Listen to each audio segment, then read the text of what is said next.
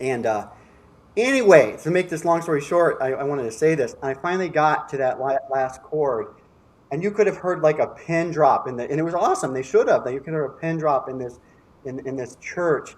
And I played that chord, and I got that chord. He would have approved of the way I played it. It was just so good. And the cool thing about it is what you said earlier about like not having to do a fake introduction. Because I was in his, he put me, why am I like I am? Nothing special about me. But on the other hand, I had some great teachers. I learned to be like him. There was no time for him that the music really started or ended exactly. So, like in other words, you don't walk up there and then do some neurotic thing. You go up there, you do your thing, Hmm. and at the end of the piece, I played that Right. chord exactly right. And how I like got up and went back to the pew was all part of it. And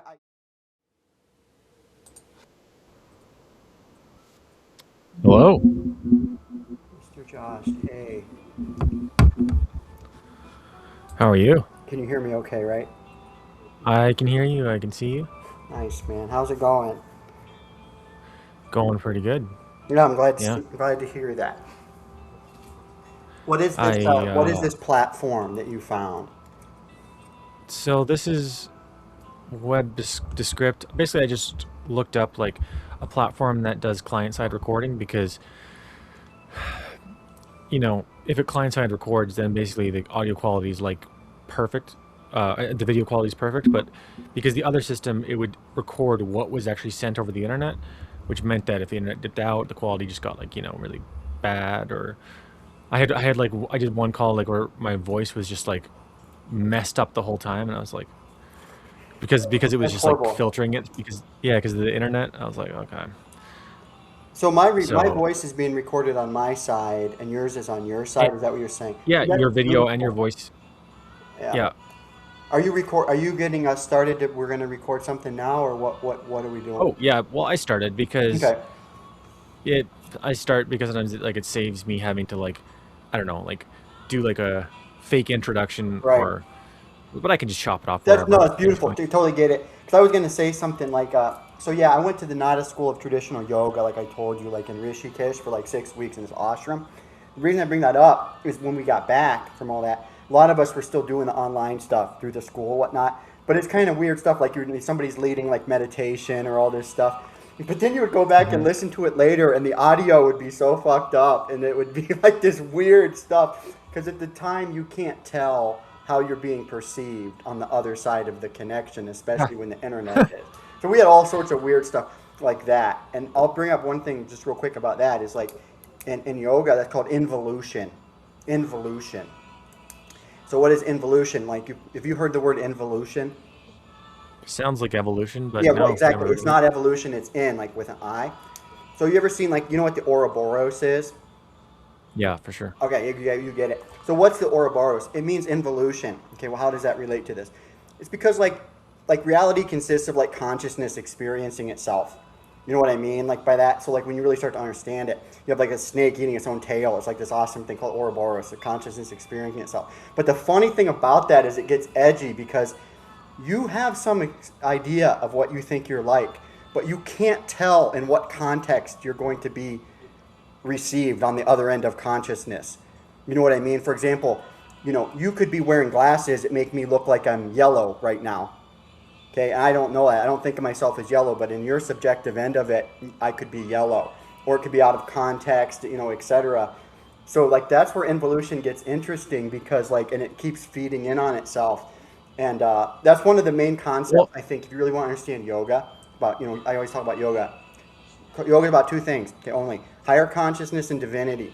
But if you're interested in the higher consciousness aspect of it for a minute, try to understand what is involution. Because all these clowns all the time talking about the Ouroboros and what it all is. They know that it's something, and it's profound, but they don't know what it is. But if you actually understand, it's real easy. And what that is what I just told you. Reality consists of consciousness experiencing itself, getting further into it. So it gets to be this like hall of mirrors kind of thing. But the only problem well, is you have to be careful because you never know how you're being perceived on the other end of the whole thing. yeah. No, so like with that idea, I would Yeah. give like maybe a different perspective on it Yeah.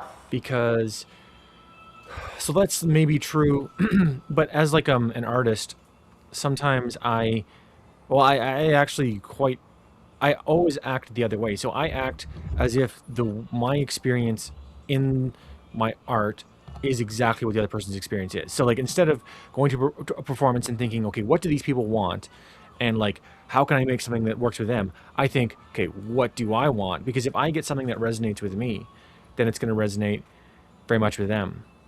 No, I agree with the first half. Um, I agree with the first half of what you said, but not the second half. You don't try to change yourself to meet their expectations. You're being true to yourself. But it's funny. It's like I'll just tell you an example of it. It's like a good example of it is like imagine I write a novel. Like I'm John Tolkien and I write this awesome huge thing, and then the other person reads that. I wrote the novel. I wrote the Lord of the Rings according to me. But by the time that it gets out there, it doesn't matter what you meant it or whatever. They're gonna have because it's called the reader brings their experience to it.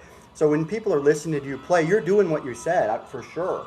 But on the other hand, they're not necessarily resonating the way you because it's the idea is everything for them is not about you, it's about them. That's like that first agreement. Remember the four agreements. It's like it's don't take it personally. It's not about you. For example, I might have had a traumatic experience with the type of music you're playing, and it makes me sick, and I hate you. But even though you're playing it, so especially when you get into lots of people, you don't know what they're bringing to it. So the actual situation at hand is like what you're bringing to it and the way they perceive it. That's that Ouroboros thing. But the other end of the receiver, it's not necessarily going to meet your expectations. Do you disagree with but that?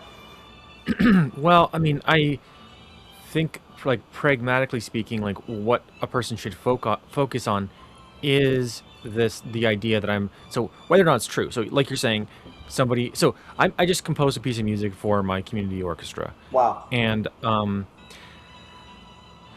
well, so when I composed this piece of music, I there was things about it that I liked, and so I got feedback about those. So like uh, the conductor said she liked that there was very memorable themes.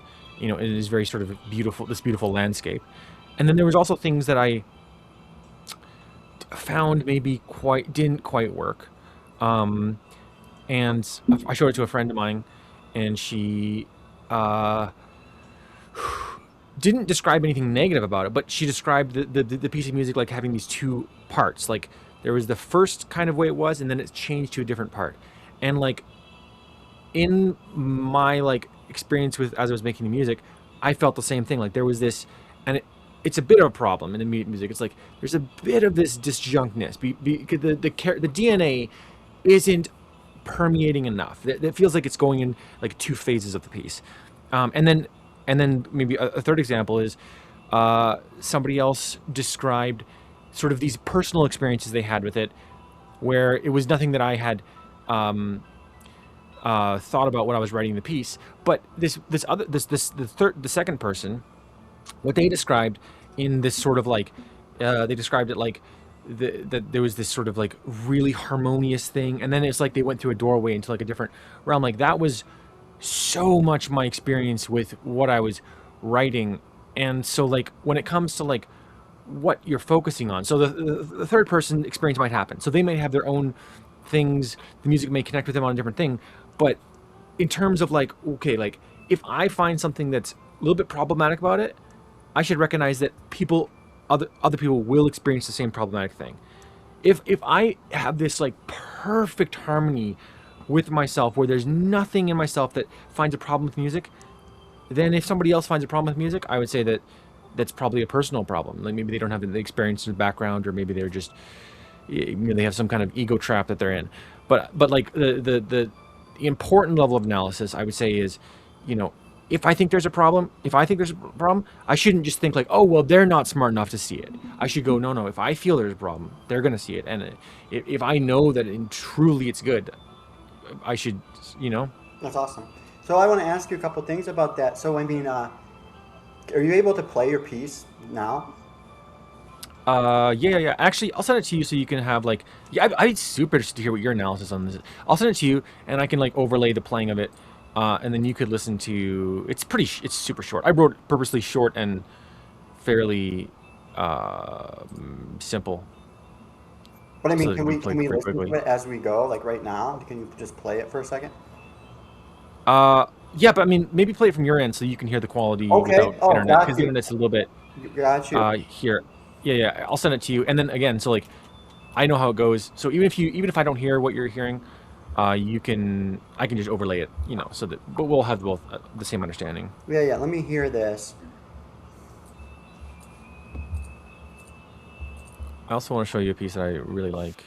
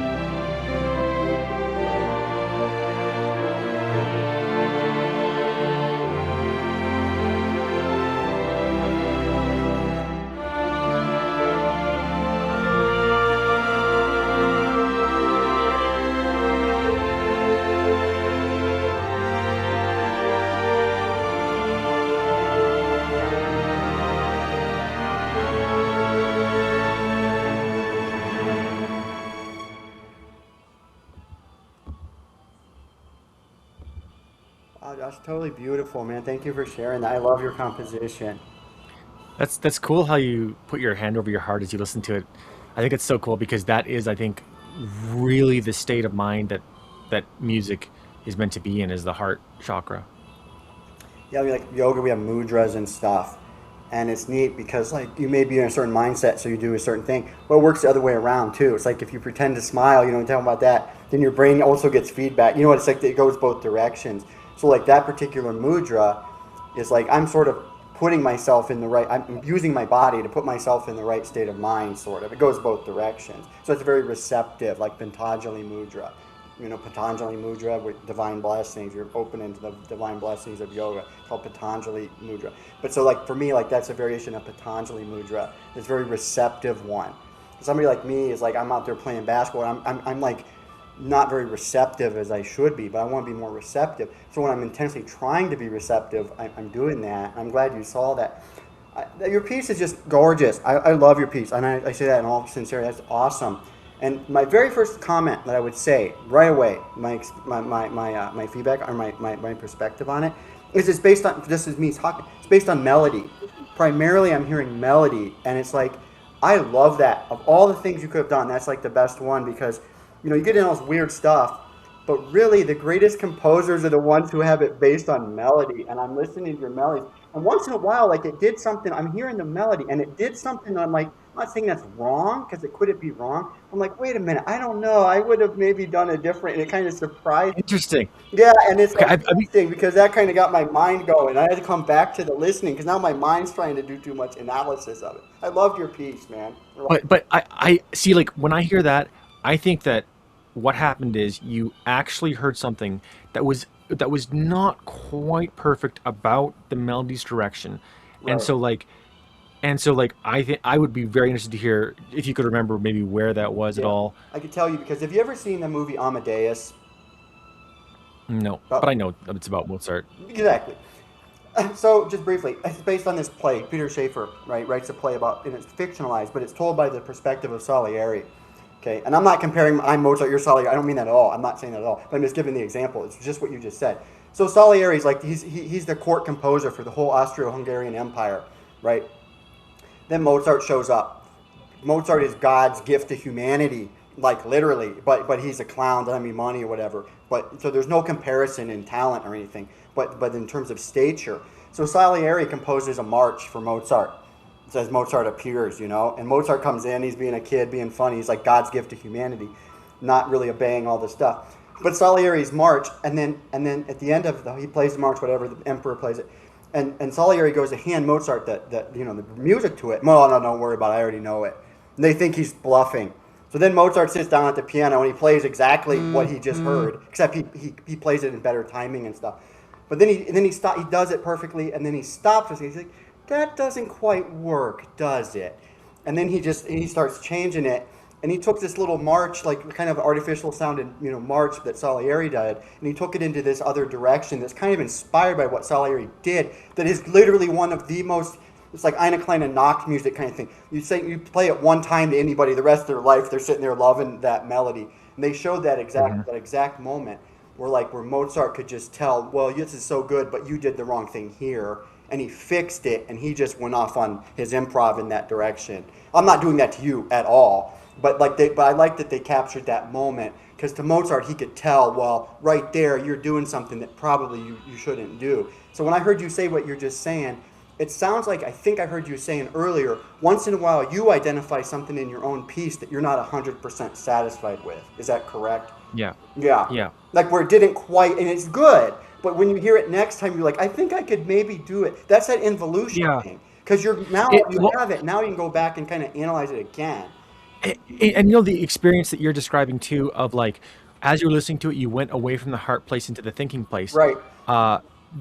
Hans Zimmer just sort of said that when he composes a piece and he's listening to the orchestra play it, what he notices that just stands out really so much is the person who is like, sort of like trying to hide in the orchestra. Maybe they're just trying to like, because he's like, well, they're trying to play quiet because they don't understand the piece. They don't like, they're, like, I've been in an orchestra and sometimes you don't like quite know it. So you're like, kind of, I'll just kind of hide a bit. But he says that's what stands out to him. And I think that like that experience that you had where you went away from the feeling place into the sort of rational place, that's a sign that the music, it wasn't quite entirely internally resonant, because right.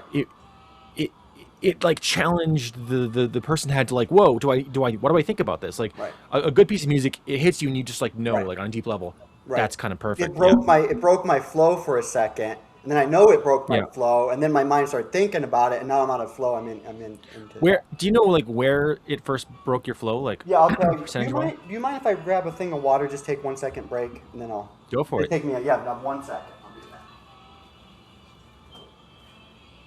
So I don't know the timestamp. I think the piece is like 2.5 minutes long. What we just heard, right? It looked to me like about 2.5. And the first thing I'm going to say is, and this is not what we were just talking about, but a different thing. I think like that it's broken into 2 halves. Is that correct? Like at 1 minute 30 seconds, it's a different section than the first 1 minute and 30 seconds. Is that true? Well, what it does is what it's supposed to do is you have theme 1, and then you have theme so theme A, then theme B, and then theme A, a variation on it that goes into theme C, and then a return to theme A. So it's basically, what is it, like a rondo structure, like A, B, A, C, A. But it's the theme 1 is always evolving significantly. Give me 1 second. So you said A, B, and then A, right? Then what? And then C. And then A. Each time the A comes back, is it supposed to be the same or different than the original? Yeah, it's different. It's a bit transformed. It's doing something different. This is the way I've seen that notated, the guy I like. So like A, B, A prime, C, A double prime. Yeah, that's better, yeah. Okay. See, do you mind if we listen one more time? Yeah, go for it. Yeah, because now that you said that, okay, let me hear it again. Also, I want to show you this piece. This is just a YouTube link to it. This is only just two themes. These two themes sort of circulate, but I would say these two themes are more perfectly. I think the second theme is actually a perfect theme. Um, but yeah, I'd be interested to hear you listen to that one too. Yeah, sure. These are the only two ones I'll show you. Yeah, These are, that's so but yeah, no, yeah, that's so good. Let's see. Okay, so this is the new one. This is only 30 seconds long. yeah, it's just two themes. It's not a full composition.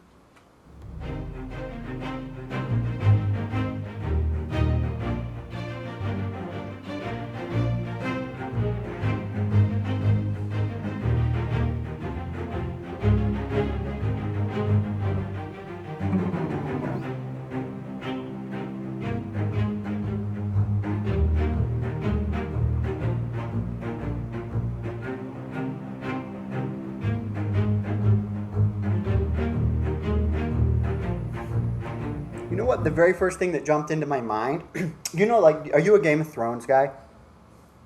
I've watched all Game of Thrones. Yeah, I would say so. Did you see the new one, like about like Sir Dunk the Tall? No. Okay, so there's a new prequel to Game of Thrones, not the House of Dragons Targaryen one, different one. But this one's about it's a friendlier one, and it's about called Sir Dunk the Tall. And anyway, it's a Game of Thrones, but it's a little tiny bit different because it's like a little bit more. I don't know how to quite put it, but like the genre is just it's related, but it's a little bit different.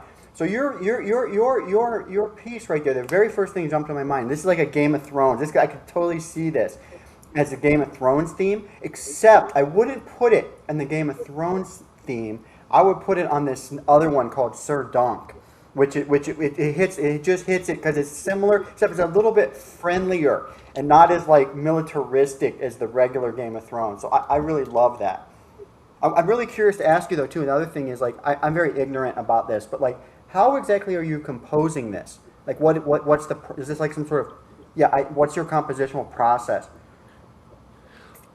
Yeah. So the process is this sort of feedback thing that happens where what I do is I've spent years improvising, so it's based off a lot of it's based off improvising.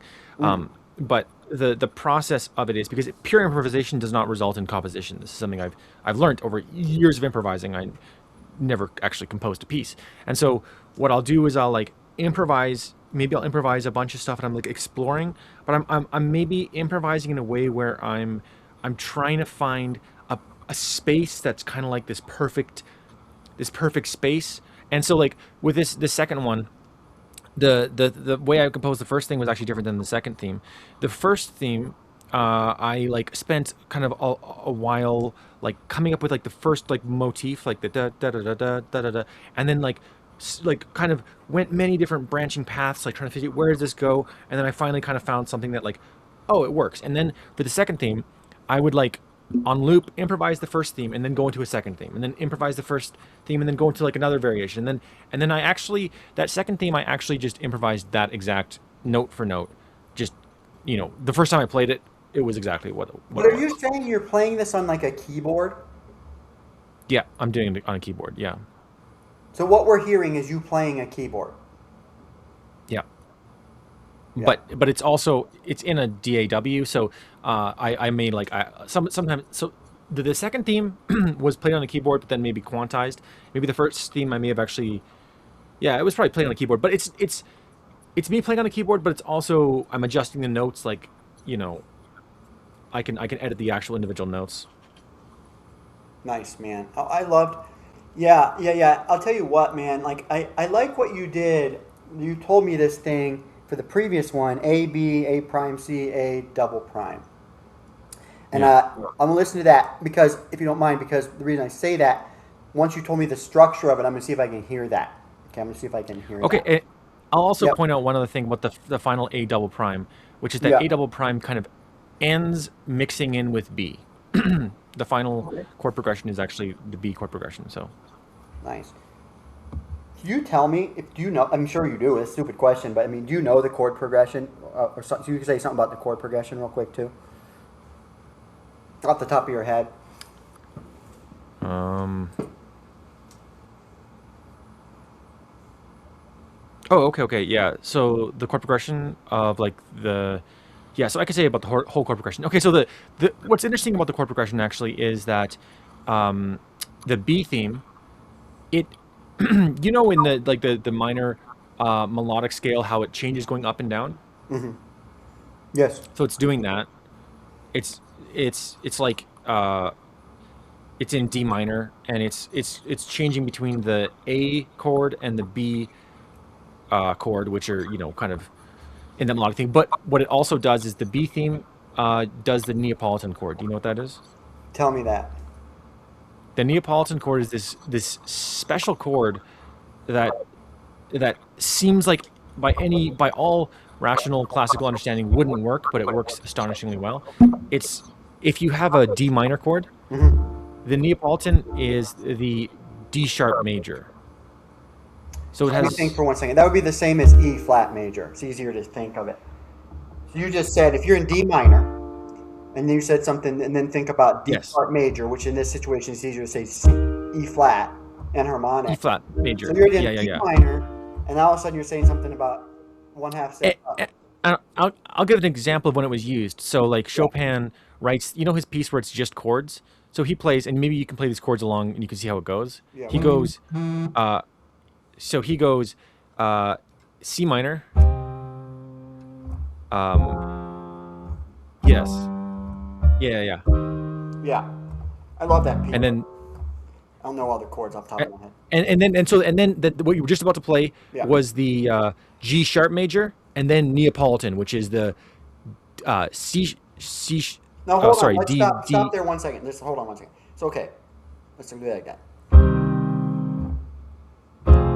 And then what does it do? So it's like C It major, F minor. Then what? And then it's like, maybe like G flat. Yeah, yeah. And then yes. I don't know. Sorry, I lost. Okay, so that's the Neapolitan. So that's the C. That's the D flat major. Oh yeah, I do hear that. Okay, hold on a second. Wait,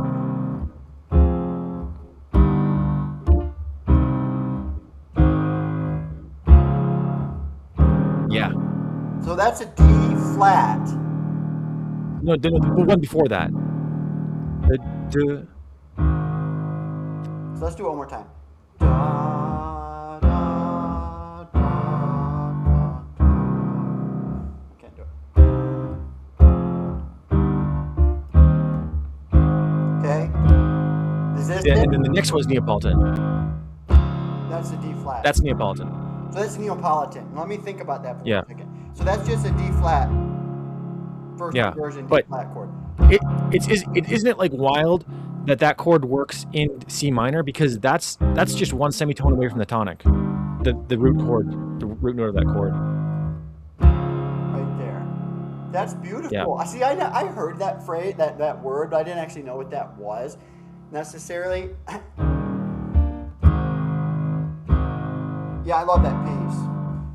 When my piano teacher died, actually, I played that piece at his funeral, and Wow, it's such a powerful piece, it's because such it's an like, awesome piece, and it was, I did play that, and I'll tell you a quick story. The first time I played that for him, I was a kid, and I'm probably butchering it, but remember you were saying to me earlier, like, I was being receptive to the music. So he's just in awe listening to me, and he's not saying, "Oh, Ben, you did this wrong." He just listening. He gets it. This guy just gets it. And the only thing he said, though, I still remember this. So I would be about this time about 19. I thought it was a hot shot. So he's a concert pianist, right? A real concertized pianist, world class pianist. Anyway, I get through the whole thing, and I play the final chord, and I like bound it out. And he's like, "No, don't do that. No, don't do that. What are you doing?" And it was so funny. I'm looking at him, and he couldn't tolerate. He tolerated all my stuff, but he couldn't tolerate that in the sense that it shouldn't end like that. And I've still been thinking about that the whole rest of my life. Like that was a long time ago. And then I'll still remember this. And I was playing that piece in our church. Okay, because I go to the Unitarian church over here, so this kind of like this service for him. And I say a bunch of stuff. And I was a little bit high. I'm saying something funny. I was a little bit high actually, like a little residually high on these edibles, like for a whole year. So actually, looking back, I was pretty high, but it came across real good because my teacher. I want to say a couple of things real quick about him, just so you understand it. Like we call it nada. Nada means music, right? In yoga, not the word nada. just to understand what he's like, his personality is the music. He's a genius at the actual piano, this blind guy. But his personality was the music. And the example I told at his funeral, so I'm telling these funny stories about him at his own funeral. He would have loved it. Of all the things you shouldn't do at his funeral is, be sad, because we're celebrating. It's like a celebration of life. And I told this story. I'm going to tell it to you because you'll get this. So anyway, he travels around the world, comes to the United States, whatever, eventually, and he's with the State Department. He's traveled all over the world by himself. He's blind. He's self-actualized. Taught me that. Ambidexterity and self-actualization from Nick. Anyway, what happens? He shows up in Pakistan through this thing. You'll understand the story. Finally gets there for this concert, but somehow through all the miscommunication and he's going to this place, there's no piano available. Because in their own minds, they thought he was going to bring the piano. So, it's a retarded situation. So there's no piano for a concert, but they have all these like diplomats and this whole thing. So what happens? There's no piano. He just goes around and interacts with all the people, and they all love him and they're hugging him and all this because he I remember the story. Yeah. He is. If there would have been a piano, he would have played that piano, but there's no piano. He's the music, and I love that story. So anyway, I'm sitting there playing this piano, and he made his money kind of like selling grand pianos in addition to concertizing, obviously, and teaching. But anyway, so I'm playing the piano in our church that he sold our church. I'm playing it so pretty, and right in the front row is his wife, Rosalie, who's gone now too. She's different. She's a different concert pianist, but as his wife. Like a mother figure to me. He called me his grandson, actually, not his son, because he had a son, but I'm so much younger than him. I was his grandson. But anyway, so I'm looking down there. I'm playing that piece. I'm looking down at Rosalie, and she's crying. It was a funeral, and I'm playing so pretty. It was such a nice thing. I love that I did that. And I said a bunch of funny stuff. It made everybody laugh, telling these funny stories about Nick, telling some beautiful stories about Nick. And anyway, to make this long story short, I wanted to say this. I finally got to that last chord, and you could have heard like a pin drop and it was awesome. They should have. You could have heard a pin drop in this church, and I played that chord, and I got that chord. He would have approved of the way I played. It was just so good. And the cool thing about it is what you said earlier about like not having to do a fake introduction, because I was in he put me. Why am I like I am? Nothing special about me. But on the other hand, I had some great teachers. I learned to be like him. There was no time for him that the music really started or ended exactly. So like, in other words, you don't walk up there and then do some neurotic thing. You go up there, you do your thing. And at the end of the piece, I played that chord exactly right. And how I like got up and went back to the pew was all, part of it. And I was very proud of myself in that sense, is that I was a successful student of him. And it's funny, that's the end of the story, but I still remember that when I was 19, when my inclination was to pound out that last chord. When I got it right at his funeral, it was quiet. But I haven't analyzed myself enough to understand why would my interpretation necessarily as a 19-year-old have been to pound that chord. I didn't mean to do that. I just did whatever I felt. For some reason, I felt like that was... And, what's your take on that whole thing, what I just said? Oh, interesting. I mean, Chopin had his take on it, which was, famously, when Liszt played his piece, he was like, "Do not change anything," and that was the end of their relationship because Liszt was like improvising on it. But is that what? Hold on. Excuse me one second. Is that a true story? Or is that apocryphal? That sounds very apocryphal. So it was happened at like a party, and many different people told about it. It's considered true by historians. Yeah. I believe you. I'm not to criticize, arguing, but I have trouble believing that story. I want to say something. Can we, if I play a piece on my side, is it okay that you'll hear it without all the stuff you were saying? Like, I want to this is a 1 and 30-second long excerpt from Chopin's Waltz in C-sharp minor. Would it be okay if I play that? Well, I wasn't able to hear when you were playing the other things of mine. So you weren't. So I wasn't able to hear it, but you could do a screen share. Maybe then you could share the audio of your computer. Well, hold on just 1 second, Josh. Hold on 1 second. Let me do something.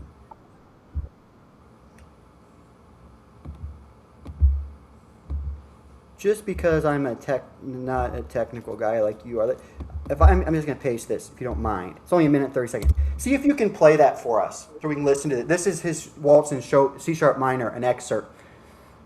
Okay. So you want me to play this for us? If you don't mind, so we both can hear it. And if we could see it, even if we can see it on the screen, if you could share it so we could see it, that would be cool, because you'll get it, what I'm going to say. Yeah. Okay.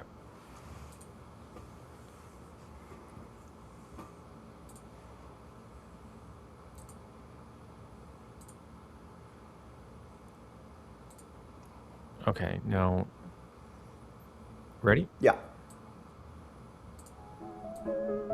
Perfect. This is straight the first time. This is straight. What'd you say? I'm just saying, he's playing it straight. The very first time we're hearing this theme, he's playing it like straight. So keep it going.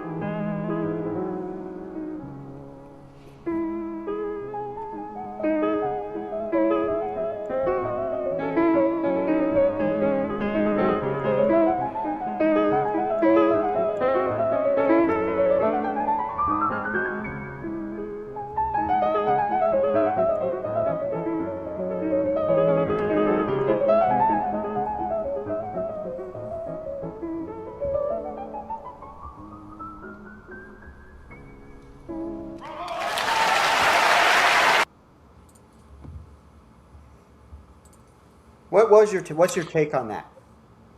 Oh, brilliant. Um, and I'll say maybe the conclusion of what I was going to say about the Chopin Liszt story, whether or not if it's true or not. I think that the reason why Chopin didn't like Liszt improvising on his piece wasn't that maybe he was super strict that it could only be played one way. I think it was probably that maybe he thought that Liszt was being a bit egotistical, like showing off, like, oh, I'm kind of better than the original arrangement. I can like do this because I think that pieces can be played different ways and played remarkably, and it can be so interesting. Like here he's playing it like nobody else ever played it. Like he's drawing out these specific notes that are never emphasized generally. So a couple, yeah, no, exactly right. And you could, yeah, exactly. He's bringing out the inner voices. And so that particular piece is almost like a rondo in the sense that as the melody comes back each time, it's not being varied. It's like literally a rondo form where Right. that you hear that. And there's sometimes in different editions, like it's phrased differently. Should you phrase each measure as a unit or the whole, a little tiny bit different. But what's interesting about that to me is like, that's, the word, like somebody like Trump, right? That you always say about, what about Trump? He's very polarizing. That's how you would say it diplomatically. If somebody comes up to me, they're like, Ben, what do you think about Trump? I'm like, well, he's very polarizing. It's very diplomatic. So why do I say that? So this guy, Katharsis, and I think that's how you say it, Katsaris maybe. Cyprian Katsaris, he's a Greek guy that we just heard. So my teacher was Constantinides. He's a Greek guy, right? He's originally from Greece. And so we would listen to this. And this guy's very polarizing in that performance.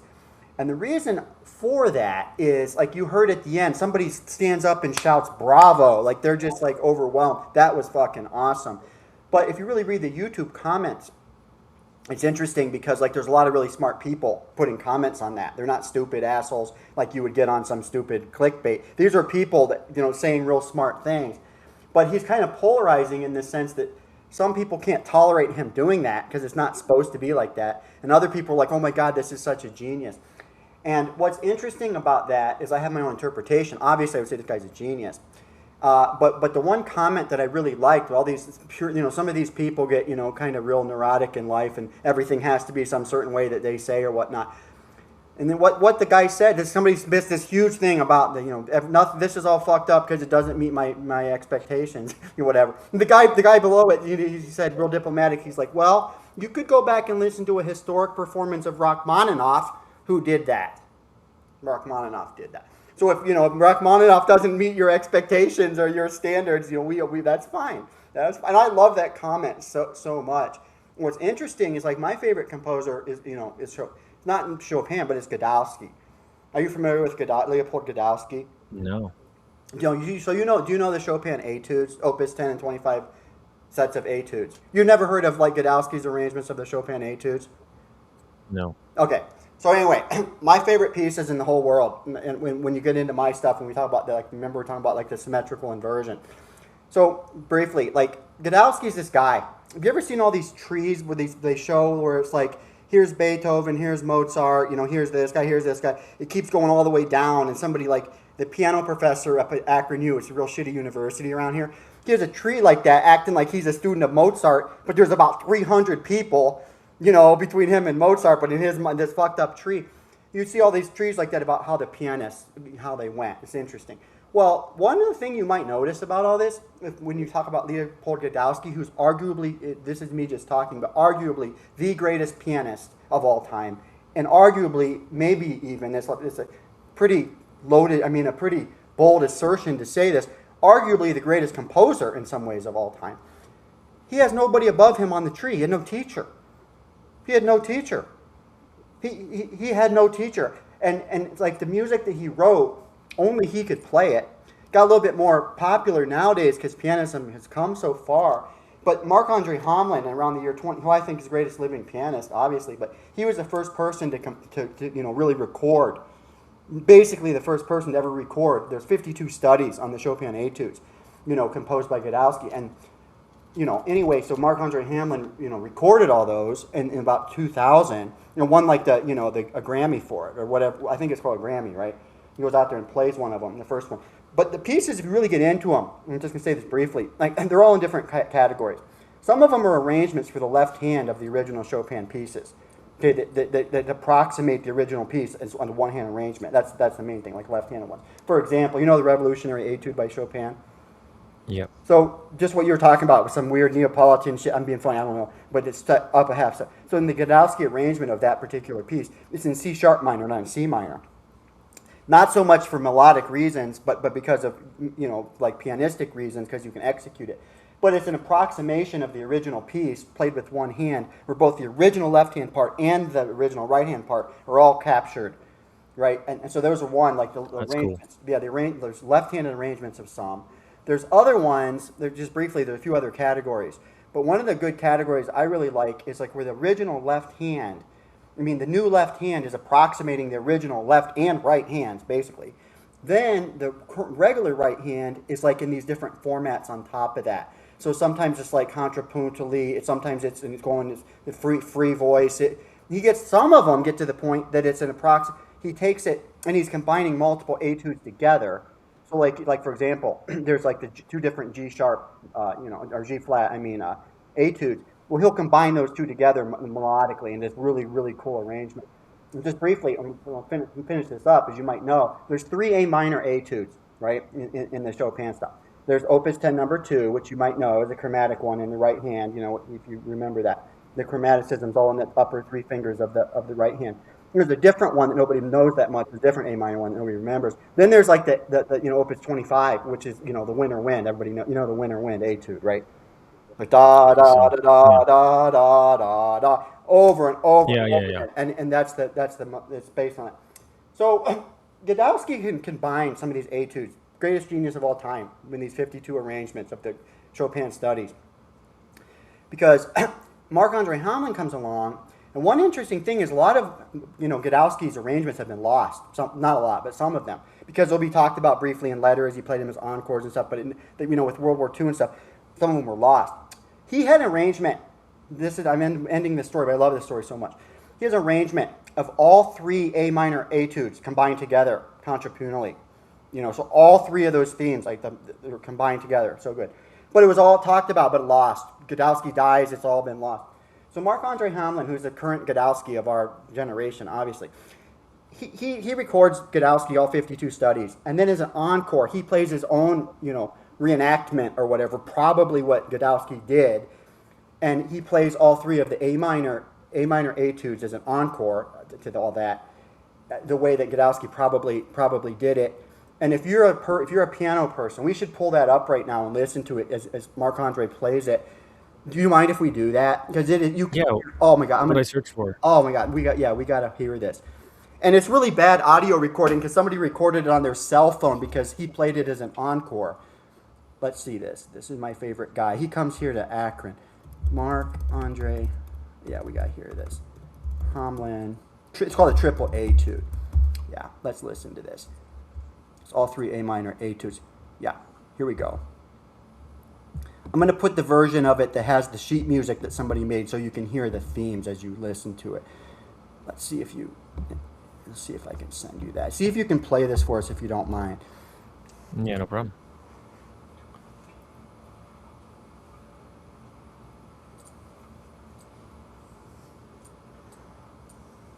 This is a live recording and I think somebody went back and took the same recording, but they put that they notated it, and we're going to watch the notation because we're musicians, we can understand it.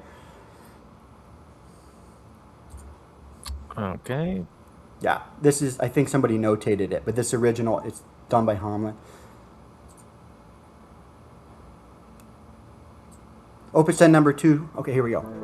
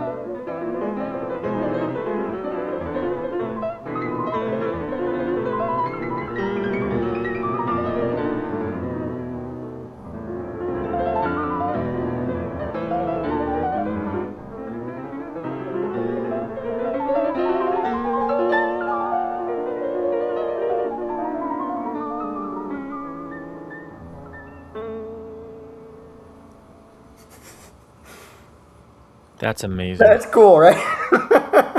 Yeah. We took pianism as far as it could possibly basically be taken. That's why I was talking to you about like that thing with when I'm offering that scholarship, because I wrote that with the National Science Foundation stuff when I did this like transpiler so that we can take a lot of the sheet music and make it into a mirror image piano. I'm working on making arrangements of all the Godowski studies so they're in mirror image. Okay, among other, I showed you last time, I think the Bach two-part inventions I did in mirror image. So now that's fine, but nowadays I'm gonna take all that stuff and put it in mirror image, so where like every single thing would be the other way around, right? So I'm working on that, and it's pretty good because we're talking about just me and you, but like nowadays they have all these ideas because AI makes it so easy to do all this, you know. So a lot of those pieces are notated into music XML, run them through my you know what a transpiler is, right? So you know about a compiler. Like you take your code, you put it into object, you know, like binary. Yeah.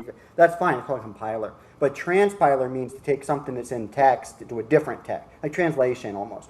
So you might go from like JavaScript into, you know, whatever. Who knows? Yeah. I'm just going like music XML or LilyPond actually into, you know, symmetrically inverted LilyPond. Then you're running the output of that into something that creates PDF sheet music. So I'm a transpiler. But anyway, my transpiler, just briefly, with the Bach two-part inventions I did earlier with those National Science Foundation money and stuff, basically what that boiled down to was I made arrangements. I think I might have showed you those last time of all the two-part inventions, Bach, which is great. But the next version of my transpiler I'm working on, actually it doesn't really work with LilyPond because it's, you know, not that good for this. We're using Music XML.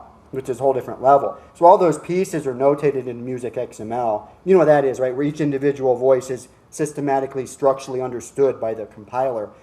You know, and then it puts Right. it. It's like Yeah. it's the structure of the music. The point I'm making is, then it's real easy to symmetrically invert it. So I'll just get all this printout, and I'm trying to like I'm all the time trying to deal like you know how like when you're doing something like with me and you do, you don't know if you're having a parasocial relationship or a real relationship.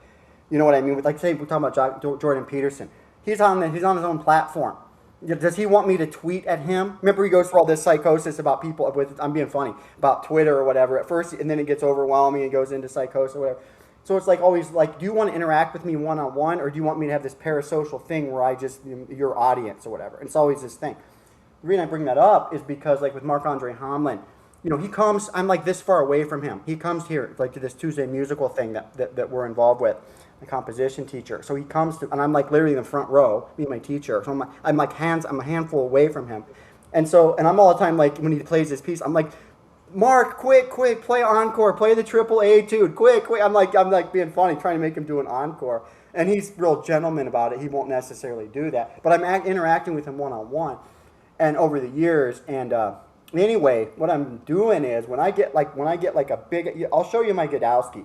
It's like 52 studies, so it's like several hundred pages long of the most complicated music arguably ever written by humans. My thing is gonna be called Godowski in the Mirror.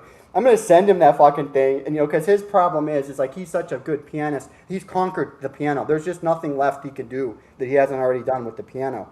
And so now you're bored of the piano, but you still have another 50 years of life or whatever. So my big idea is I'm trying to tell him, send him this. I'm gonna send him this book in the mail because I was talking to his one agent. And I'm just gonna send him an unsolicited book of 52 symmetrically inverted mirror image versions of the Godowski studies. And I'm like, you know, let's see what you can do with it. And if you have to know him. He's even smarter than us. Like, but he'll figure it all out and play that shit. It's like, dude, that's impressive. That would be impressive. And so that's actually what I wanted to talk to you about. I mean, if you don't mind, because if we switch gears for 1 minute, because I'm doing all sorts of programming stuff, and the reason is because of AI nowadays. And I wanted to ask you, if you don't mind me asking you this, Josh, could you briefly explain your idea from last time you were trying to describe about some sort of online music theory or something, structural thing about music, of an idea of a platform we could collaborate on? Yeah. I mean, I have several ideas. Yeah. So is it the one where it's about visualizing the music so that you can understand it better by just looking? I think so, because the problem is, like, when you were saying that, like, what kind of, because, I mean, you've ever seen these visualizations? They do these different visualizations of the music. Like, I like the Bach fugues. You ever seen the Bach fugues where they're visualized so you can hear the... Yeah. Super cool. When you seeing it. explained it, I was trying to understand what you meant that's different than what we already have like that. What's different about your idea? Well, one thing would be to show the chords in relation to maybe the chord wheel or the notes as they lie inside the chord or outside the chord. So like, you know, with my piece, I could visualize it and I could show like, oh, well, now this is the Neapolitan chord and like, you know, highlight it. Or like, you know, the notes, like, are they on the chords or are they not? And then the chords, how do they relate to like the tonic chord?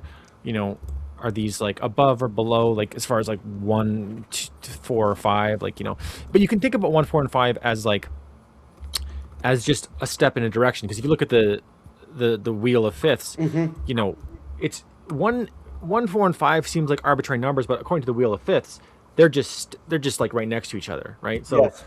there's like different ways of like mapping the music so that you can like look at it and immediately kind of have this more intuitive understanding of Right. what it's doing technically.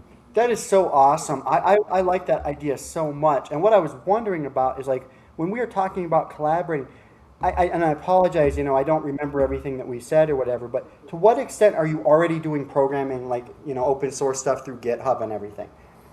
Well, I've not done any open source through GitHub. I have like a C++ program I'm working on,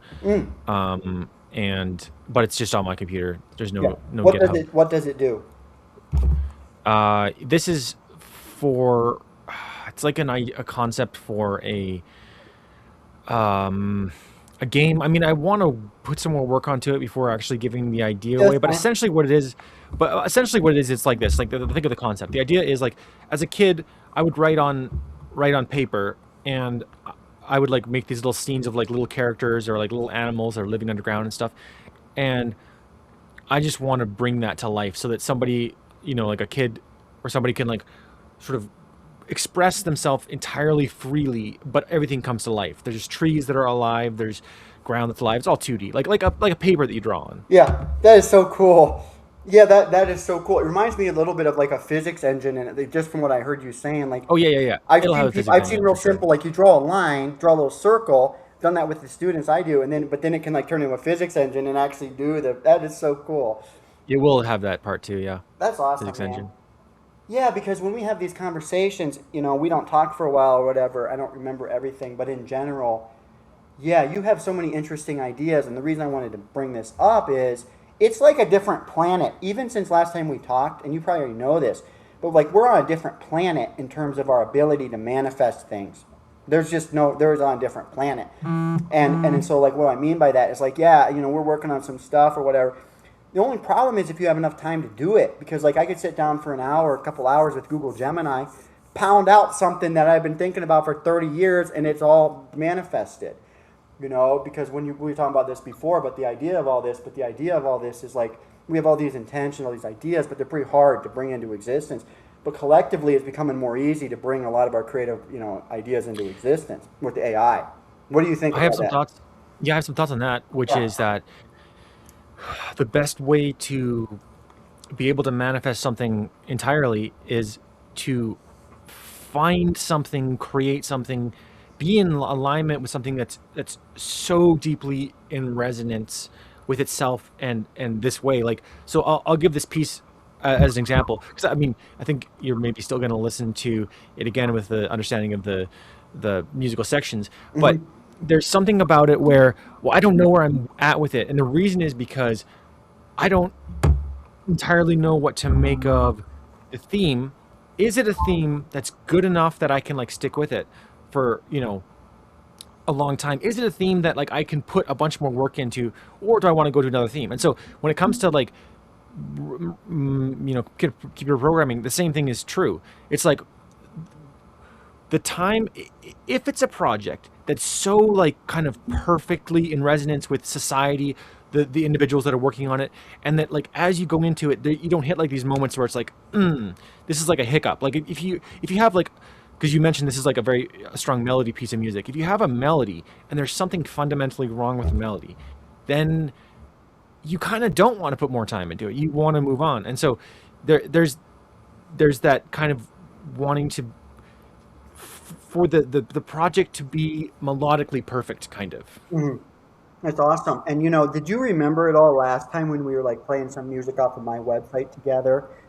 And Yep. yeah, we were looking at some of that, and I appreciate you doing that. It was so cool. And like, but that one girl that's on there, I don't know if you remember, Amla Deutscher, who is usually considered compared to Mozart in a literal sense. But when she was a little girl, she was like, no, no, I'm not Mozart. I'm Amla Deutscher.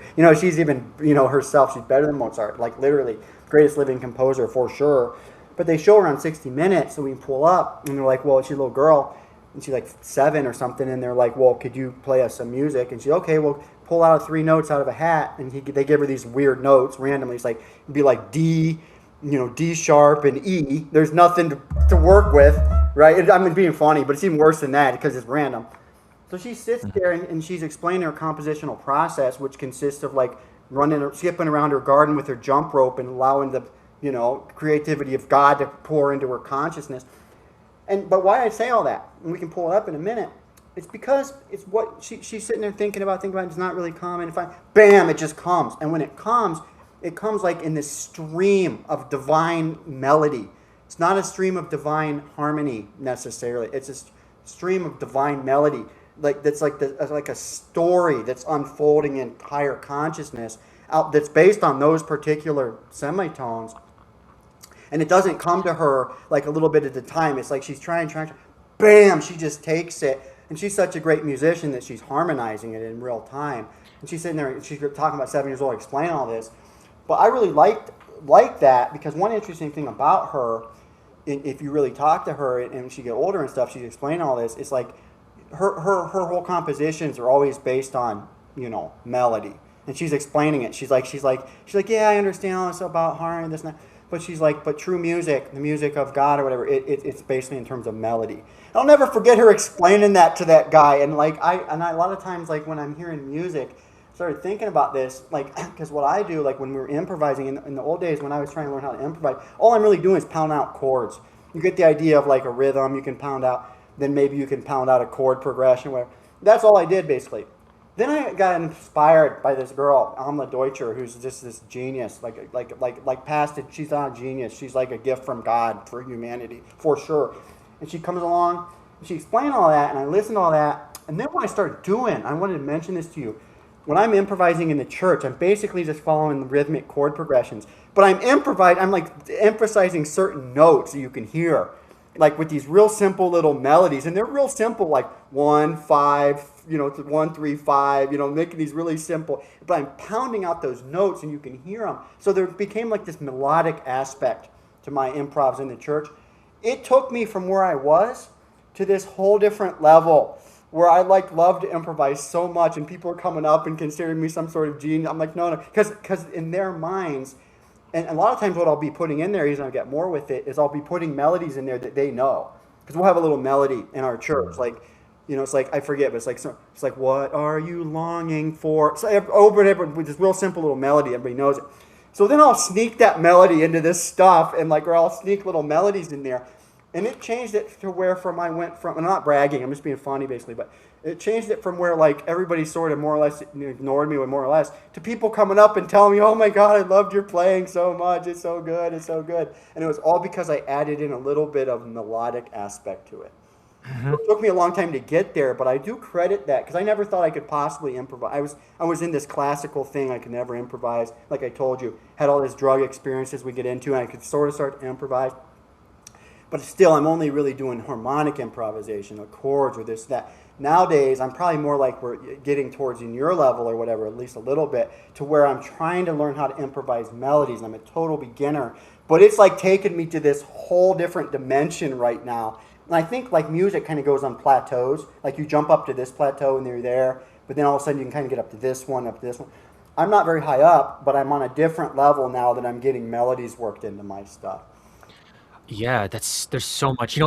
This conversation is amazing because it's like an improvisation, well, like moment where at any moment I have so many options, and so it's like I'm like picking like the best option. But in this kind of conversation, I think maybe you're in the same place where it's like I just feel there's so many different ways to go. But the melody. So I improvised a long time, and I would say that in all my improvising, my classical and melody ability was not as good as it is now. And I would say that there's something incredibly deceptive about actual melodies, that they seem so simple, because when you listen to a melody, you're like, of course it's the way it is. It's like a perfect melody. It's like Beethoven's Ode to Joy. You're like, it's too simple. Like it's basic. But the tricky thing about melodies is that they are they're doing everything at once. So like if you have like a textural piece where it's like kind of like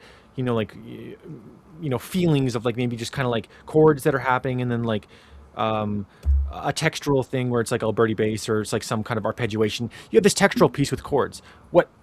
It's something, but what a melody is in relation to a piece is it's everything, because you have the chords, you have the texture, and on top of it, you have this story. Yeah. And so, but the story also, for like a melody to be good, it has to like. You said something what I think is like a little bit not incorrect, but like a way of thinking about it is. So you said that like there's the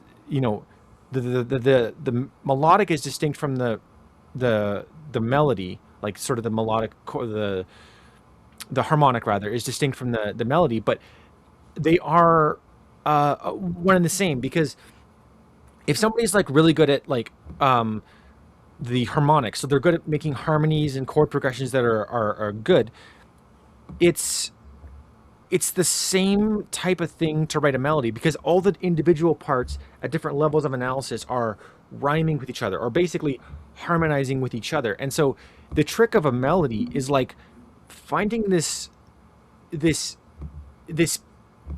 like, because you're composing, you're finding this perfect thing where everything is happening to work out. It's not like you can put your own ego into it and go like, okay, well, I want a melody to be this way. It's like, no, no, no. You have to find this thing that happens to be this tapestry that works at all these different layers where this thing is rhyming with this thing and then this thing is like rhyming with this thing. You have to do that. Yeah, that's interesting. I have a quick question before like you're saying about all these different directions. But one quick question before we move on that I would like to ask you. Like, do you do like any kind of like online teaching or something?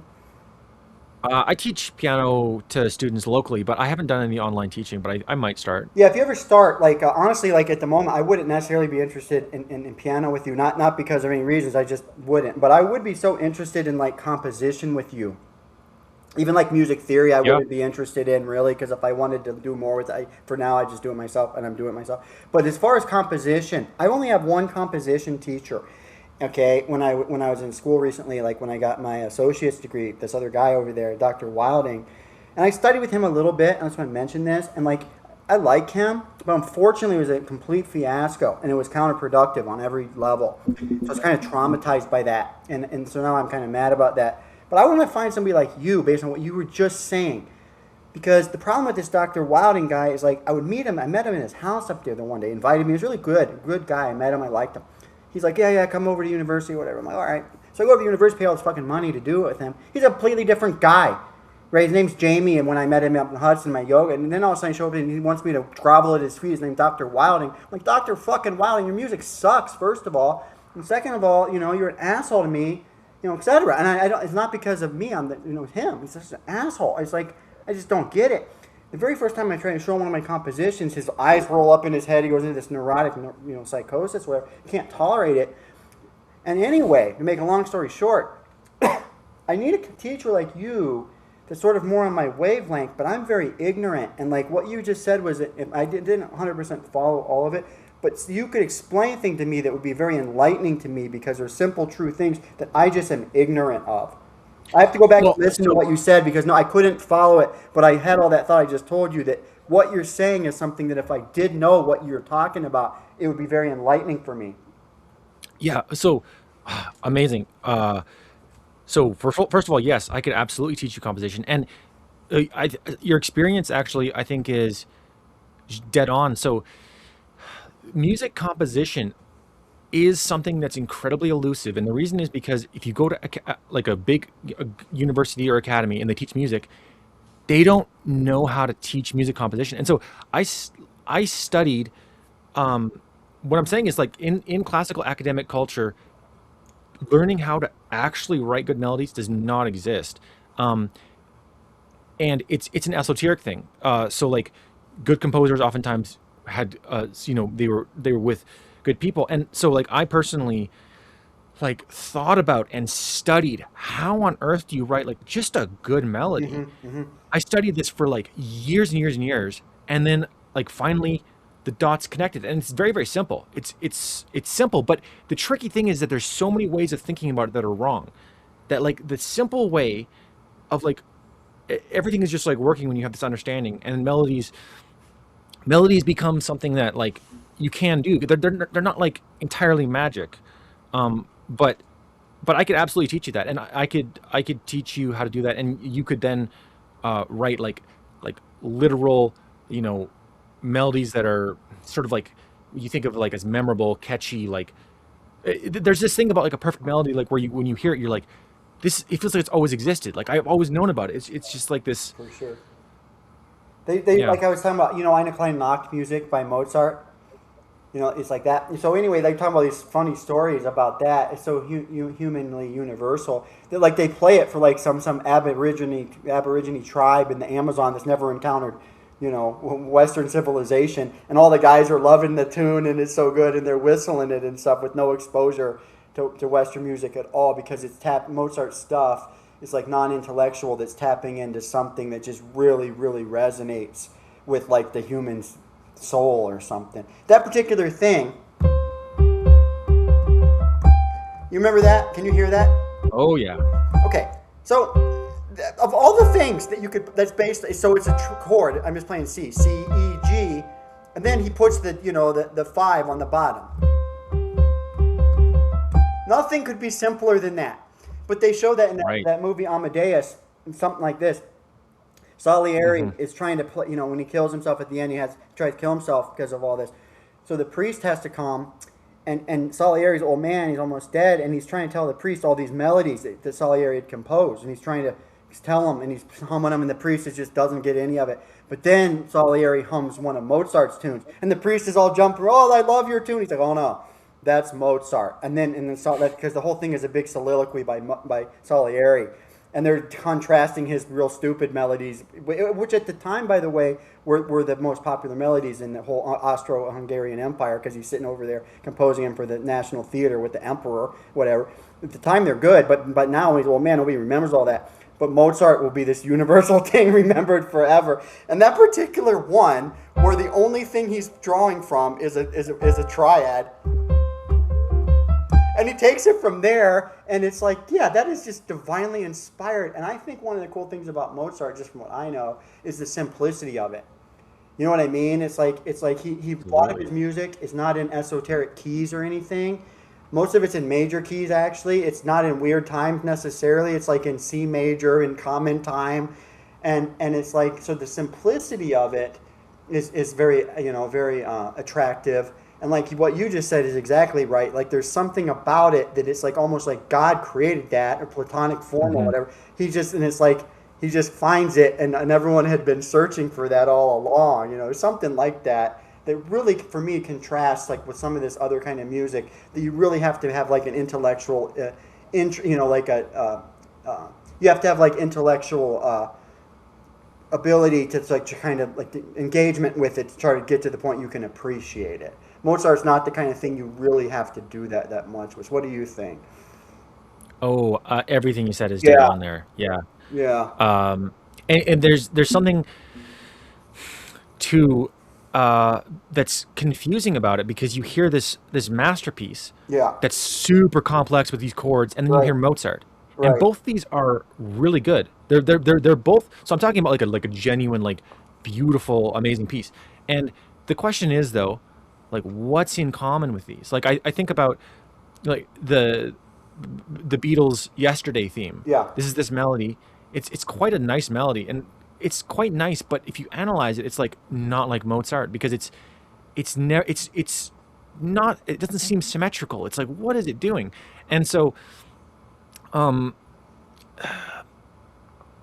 there, but there is a commonality. There's something underlying all good melodies, that there is this, like, the a philosophy that you could say, that allows a person to do it. And so, like, Mozart's going along and he's writing this stuff, and he finds this stuff, but it's not entirely the case that it's like just purely romantic, that he just sort of like loves it and then finds it that way. There's a technical understanding. There's a technical understanding that would allow Mozart to know many bad options to go, because even a good composer like Mozart, he is feeling his way through the darkness a bit. He's looking for things. It's not like you can just sort of apply a mathematical structure and just do it.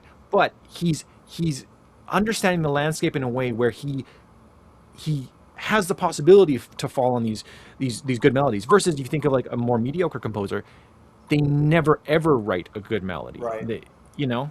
Right. No, that's so true. I love talking to you. Me and you are on kind of a similar wavelength.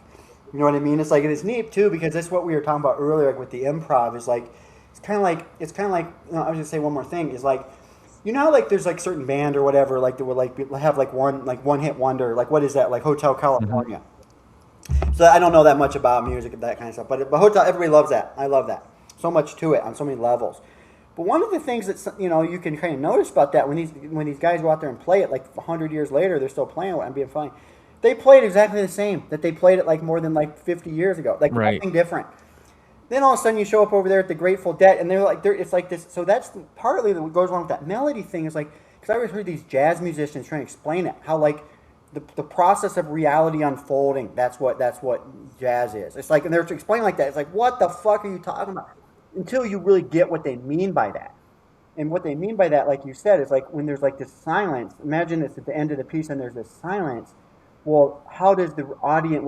It's always like, okay, we're right here, but what comes next? What comes next? The piece maybe is it over, but then I'm like, well, maybe I'm gonna, based on what you just did, now I'm gonna do something. And there's people like me, and that's a melody unfolding like that. And then there's other people that really aren't in that kind of a place. But like, I think like there's something. That's why I want to improvise with you. That's what I was saying, because like when it gets to that point,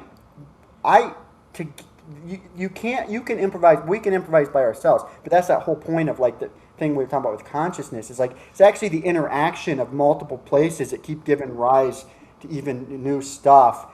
And I'm at the point now, like I was telling you, that I can sort of improvise and follow a chord progression. I'm trying to sneak melodies in.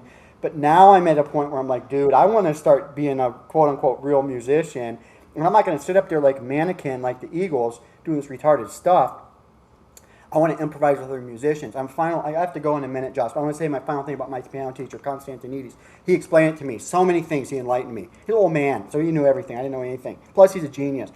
But I was asking him, like, well, when you play, like, remember like that, that Nocturne in E minor by Chopin? Do you remember that one? It's so beautiful with 2 against 3. And I was asking him one day, it's like, we're trying to work on the trill of the hard part of it. And it's like, well, what do you do when you actually perform it or whatever? How do you practice? We're talking about how do you practice this versus how do you perform it? And he's like, well, you practice it, real mathematically or try to really understand it. But then when you play it in performance, you just open it, rip, you just... And it's funny because at the time, I was like 19, what he said was exactly the opposite of what I thought you were supposed to do. I thought when you're practicing it, you just whip it out, and then you get so good at it, you do it the right way. Exactly the opposite of that. And then because you're so in the moment, you do this thing, which is you pound out this trill in a way that's like powerful pound out thing. And because it's coming into existence in that moment. He really enlightened me, that kind of a thing.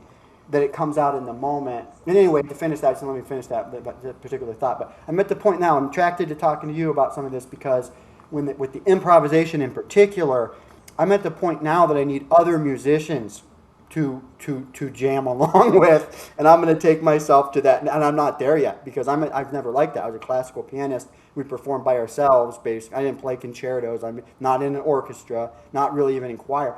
So I was a piano guy, and I got pretty far into it, but it was always solo.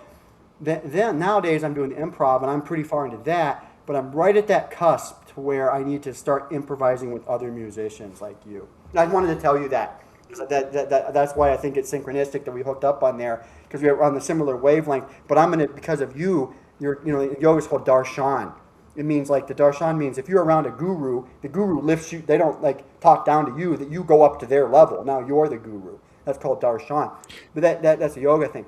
But it's true of anything. So like, if you're a better musician than me, and I'm around you, I'm not really dragging you down so much. It's more like I'm kind of like coming up to your level, and I'm excited to do that with you.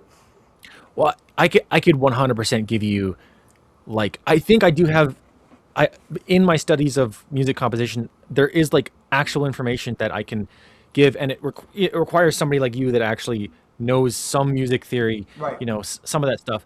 But I could 100% give you something that you take away, and you have this extra ability. But also, like, speaking on the topic of like the collaborative thing, I would be really interested for you to listen to my piece again with the understanding of the structure to get your feedback about it. Because I will. Do you want me to do it right now, or do you want me to get back to you on it? Oh, like, would you be able to do it right now? Because like it was, you'd also mentioned it in the call. So like, if somebody's watching, they're like, you'd. And then after that, I'm going to get going. If it's okay, we pick it up next time, if that's all right with you. But okay, let's finish it right there. Unless you don't have time. No, I do have time. Let's finish it right there. It's a perfect, because we'll be full circle with this. So what we're going to do, does your piece have a name? Yeah, River Castle. River Castle. Okay. So we're going to listen to River Castle. And how do you say your last name? Kleppel. So Josh Kleppel, right?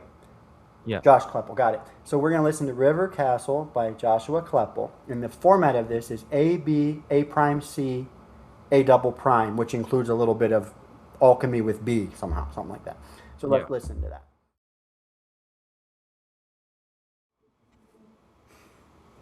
Beautiful, man. I love that. Thank you. Yeah, I love that. Thank you for sharing that. Is that your latest composition then?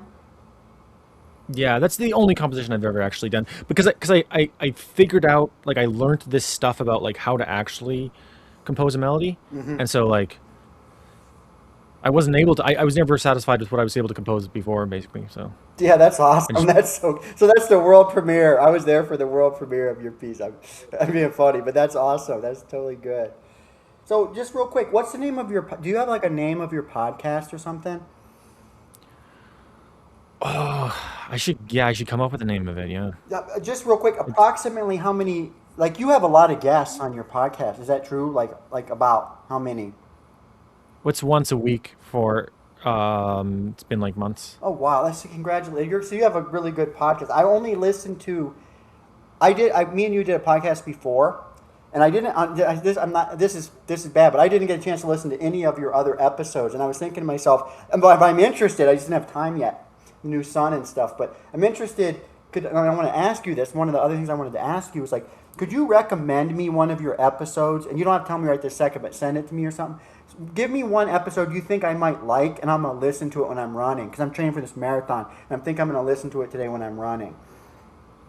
Well, the most recent one is about music. I mean, Oh depends yeah. what your subject is. So there's actually one coming that that I just did, and this is, in my opinion, like one of the most actually interesting ones I've ever done because I'm talking to a professional in quantum physics, and he's basically teaching me quantum physics. So I Wow. mean, it depends if you have an interest in quantum physics, but it's incredibly interesting Absolutely. because like it's like quantum physics but accessible because it's like an expert talking to somebody like me who doesn't actually have any expertise in quantum physics. Right. So Oh, I'd love to hear that. No, that's so good. Yeah, thank you. Because like somebody like us, like we just need like we need like the popularizations of quantum physics. It's fun to read about.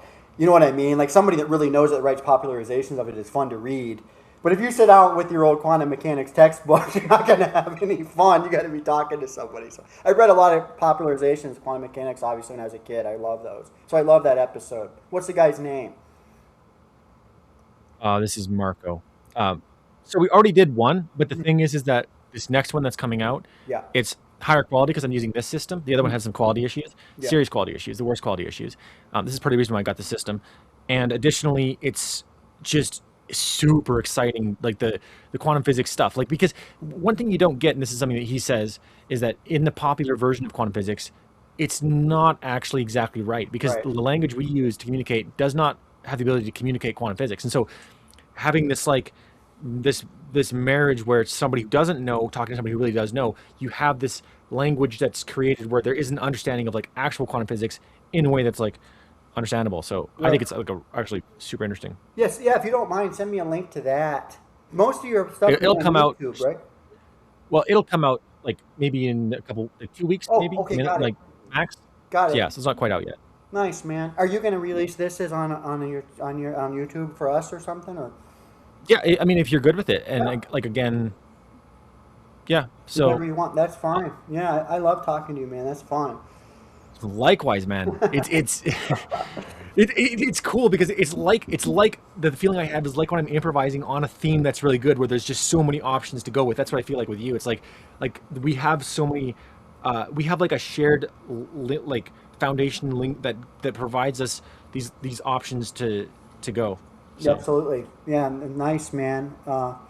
Okay, well, let's cut it off there if you don't mind, and we'll just pick up next time or whatnot. sounds great. Yeah, thanks, Josh.